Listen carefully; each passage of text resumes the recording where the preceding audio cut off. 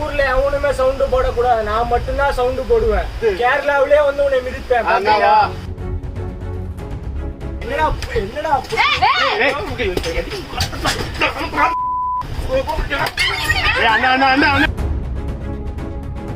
என்ன அடிக்கிறியா? வெளியே வாடா, நீ வெளியே வாடா.